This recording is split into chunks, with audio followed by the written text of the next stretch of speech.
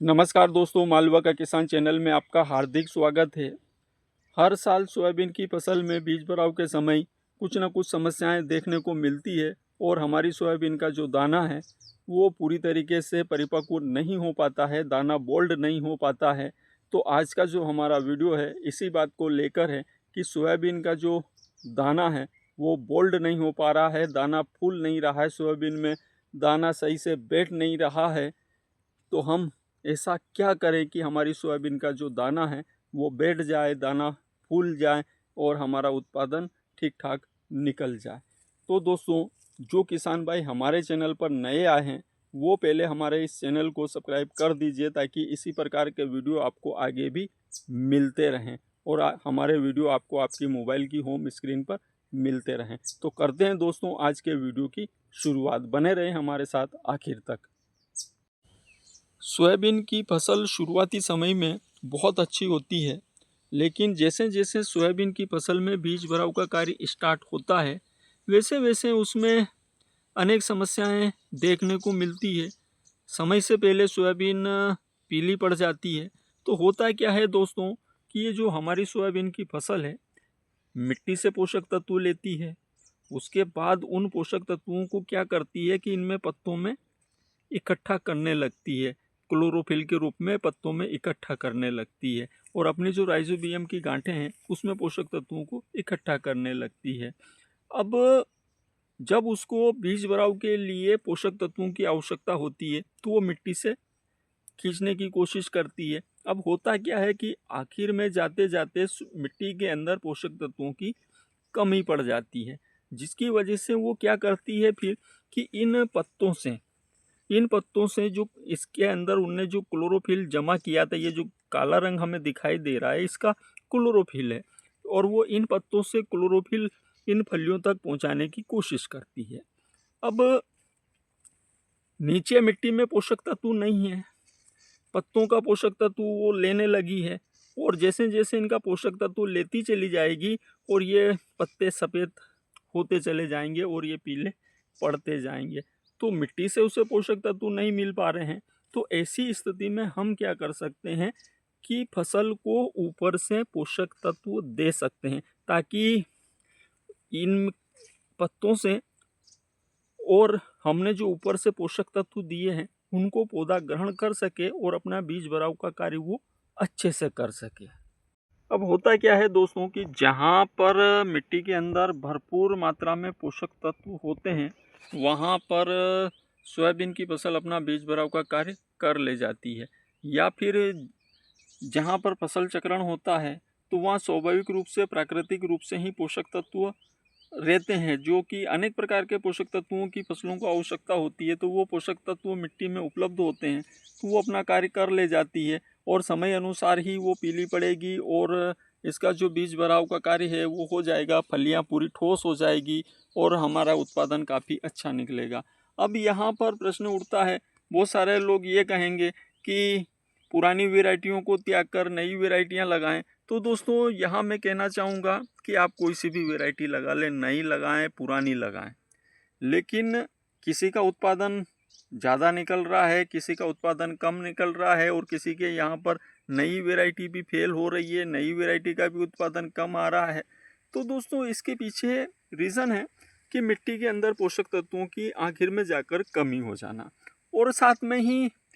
कीटों का आक्रमण भी हो जाना। बहुत सारी जगह पर जो कीट है वो बहुत ज़्यादा आक्रमण कर देते हैं, बहुत ज़्यादा नुकसान कर देते हैं। लेकिन आज का जो हमारा जो मुख्य फोकस है वो है कि अगर फसल स्वस्थ है, सब कुछ सही है, लेकिन फिर भी दाना सही से नहीं बैठ पा रहा है, दाना बैठ नहीं या दाना छोटा रह रहा है या उसमें दाना बन ही नहीं पा रहा है सही तरीके से, तो इसके लिए हम फसल को सूक्ष्म पोषक तत्व दे सकते हैं। अब बात करते हैं दोस्तों कि सूक्ष्म पोषक तत्व में हमें कौन से ऐसे पोषक तत्व लें जो कि हमारी इस फसल में ये जो फलियां दिख रही है इन फलियों का दाना पूरा फूल कर दे, ये फलियां ठोस हो जाए, ये अब इनका जो दाना है अपने मूल अवस्था में पहुंचे, मूल आकार में पहुंचे और हमारा उत्पादन अच्छा खासा हो। तो दोस्तों सूक्ष्म पोषक तत्व मिक्सचर के नाम से आता है जिसमें कि 8-9 प्रकार के सूक्ष्म पोषक तत्व होते हैं। जैसे कृषि रसायन ने एक निकाला है जिसमें नाइट्रोजन है, मैग्नीशियम है, बोरान है, जिंक है, अनेक प्रकार के उसमें 9-10 पोषक तत्व है, नाइट्रोजन भी है उसमें। तो इस प्रकार के जो देखिए फसल को दोस्तों बीज भराव के समय कहीं ना कहीं नाइट्रोजन की भी आवश्यकता होती है। अब नाइट्रोजन के लिए हम इस प्रकार से खड़ी फसल में, बड़ी फसल में यूरिया तो अपन ऊपर से दे नहीं सकते, और तो ऐसी स्थिति में हम जो या तो घुलनशील खाद हैं जिनके अंदर नाइट्रोजन है, फास्फोरस है या अनेक जो तत्व हैं वो अपन ले सकते हैं। जो इसमें सूक्ष्म पोषक तत्वों में एक घुलनशील खाद के रूप में भी आते हैं जिसमें कि 8-9 प्रकार के सूक्ष्म पोषक तत्व होते हैं, और लिक्विड में भी आते हैं। अनेक कंपनियां देती है और ज़्यादा ज़रूरत से ज़्यादा इससे महंगे भी नहीं होते हैं। तो हम ऐसी स्थिति में सूक्ष्म पोषक तत्वों का मिक्सचर और साथ में NPK 52-34 ले सकते हैं। अब यहाँ होगा क्या कि दोस्तों 8-9 प्रकार के सूक्ष्म पोषक तत्व तो जो सूक्ष्म पोषक तत्व मिक्सचर लेंगे उससे मिल जाएगा, और साथ में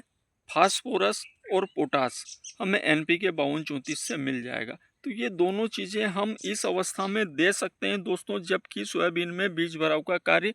चल रहा हो, तो ताकि कि इनके अंदर का जो दाना है वो ठोस हो जाए, फूल जाए। और दोस्तों अगर सूक्ष्म पोषक तत्व का जो मिक्सचर है वो लिक्विड में या ये घुलनशील खाद के रूप में अगर आपको नहीं मिल पा रहा है तो आप NPK 18-18 ले सकते हैं या NPK 19-19 ले सकते हैं, जिसमें कि आपको 3 प्रकार के पोषक तत्व मिल जाएंगे। तो वो भी काफ़ी हद तक आपकी फसल के अंदर बीज भराव का कार्य कर देंगे। अब बात करते हैं कि वो सोयाबीन है जो कि पूरी तरीके से पीली पड़ चुकी है, क्या हम उनके अंदर भी ये सूक्ष्म पोषक तत्व दे सकते हैं? तो बिल्कुल दोस्तों, वहाँ पर भी आप सूक्ष्म पोषक तत्वों का मिक्सचर और साथ में NPK 18-18 या NPK 52-34 या NPK 19-19 ले सकते हैं जहाँ पर सोयाबीनें पीली पड़ गई है। और जहाँ इस कंडीशन में सोयाबीनें हैं तो वहाँ पर आप सूक्ष्म पोषक तत्व अगर आप ले लेते हैं दोस्तों तो काफ़ी अच्छा होगा, और साथ में NPK 52-34 ले लेते हैं तो आपकी सोयाबीन की फसल के अंदर बीज भराव का जो कार्य है वो बहुत अच्छे से होगा, और कहीं ना कहीं आपकी सोयाबीन की फसल अच्छा खासा उत्पादन देगी। उसके साथ ही दोस्तों अगर आपकी सोयाबीन हरी है या हल्का फुल्का पीलापन है तो वहाँ पर आप कीट प्रबंधन जरूर करें दोस्तों। सफ़ेद मच्छर के लिए अच्छे कीटनाशक आते हैं जो कि हमने पिछले वीडियो में बताया है उनके बारे में, तो आप सफ़ेद मच्छर के लिए कीटनाशक का उपयोग करें। उसके अलावा अगर इल्ली हो तो इल्ली के लिए अच्छे कीटनाशकों का उपयोग करें और कीटों से भी अपनी फसल को बचाएं, ताकि अगर आपकी फसल स्वस्थ रहेगी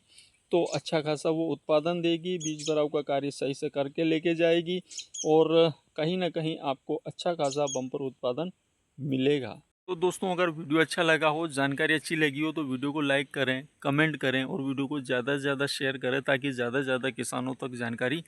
पहुँचे। उसके अलावा दोस्तों